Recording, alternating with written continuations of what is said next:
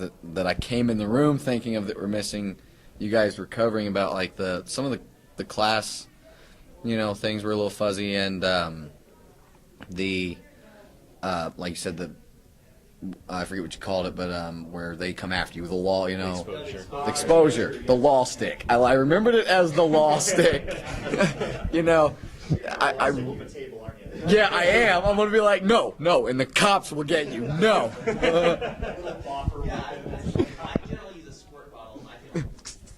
A little vinegar in there, like the cats.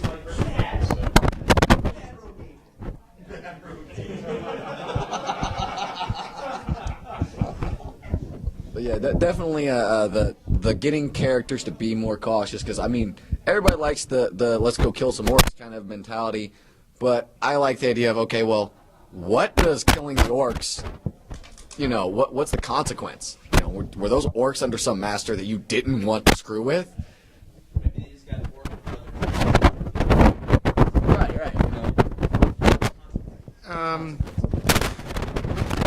I mean, I suppose this is an inevitable part of any level-based game, but sometimes I get the feeling that the whole game is just one giant race of escalation, and I'd like at least a little bit more emphasis put on the possibility that sometimes you get just a completely off-the-wall situation that is not necessarily an escalation from what they've done before, but which is still viable. Now, I don't know how that would be.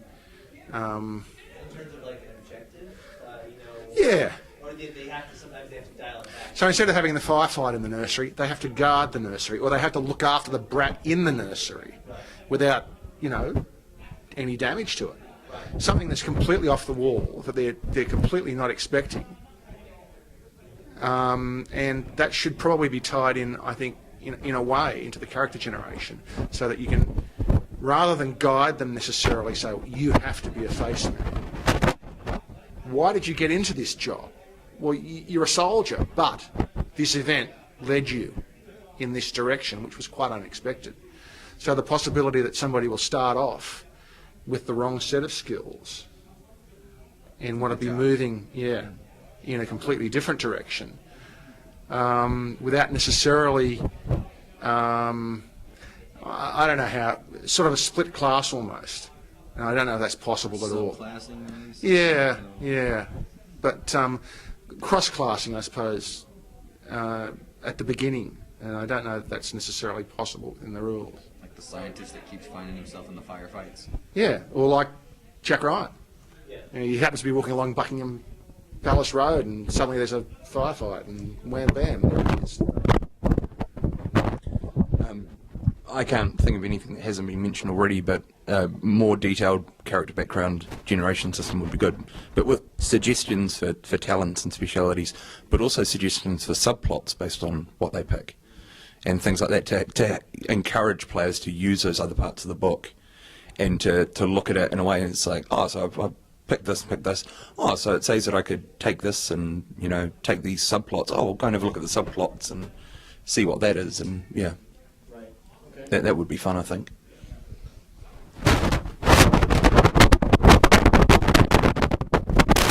Explain this well. Just in the aspect of experience, because I know you can go back, but it's the experience, at least in 2.0 and even Fantasy Craft, seem more geared towards planning out ahead of time.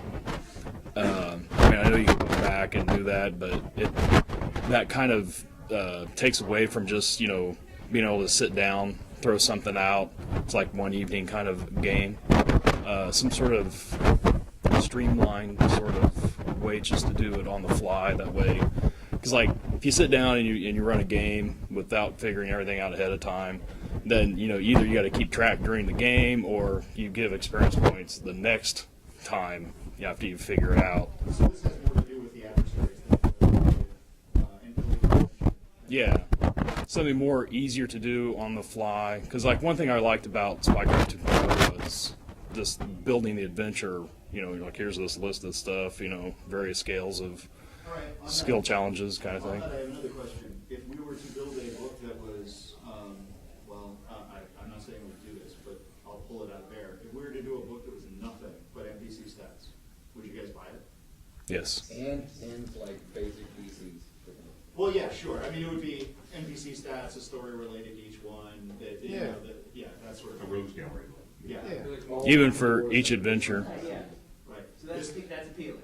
That's appealing. Yes. Especially one thing, just go off topic go to the fantasy craft. I'm kind of lazy, and I don't really want to make my own gods. Figure out all the paths and everything. So if there's like I think somebody made some generic ones on the forums. Happy with the book we have planned for probably late 2011. Okay, cool. So just stuff like that, and also I'd like to see the return of Fluid Initiative. Okay. I don't know if that's been talked about before. With the D20 system, Feats kind of addressed this, but my first modern day game, espionage game, and the first I saw this was Top Secret SI. I liked advantages and disadvantages. A way of modeling complications that, things don't, there's not always an improvement. There's a denigration of a character's ability.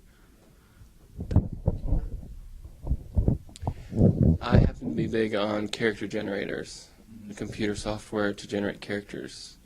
So that takes a lot of thinking out for new players on building your character. I guess remind me, guys. I'll get back to that one toward the end.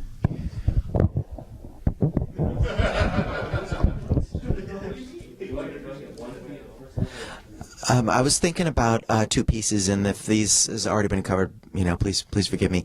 First off is just kind of like a low-level introduction. Maybe it's a chapter or two, just to bring people in, bring new people in, who don't necessarily, they may not have an RPG background, and just to bring them in, probably more with flavor and less with mechanic. So that's a piece. Another thing is I know you got these character classes here, but also think about careers. Like the face man at 26 is going to be doing things that the face man at 53 is not going to be doing, and vice versa. So, think a small, sort of like, career arc, how they can contribute. How can they can contribute at different periods in their career? I guess that's what I'm saying.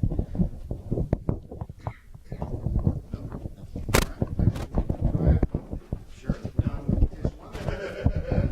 There's one skill class it applies to that enables them to train you up in temporary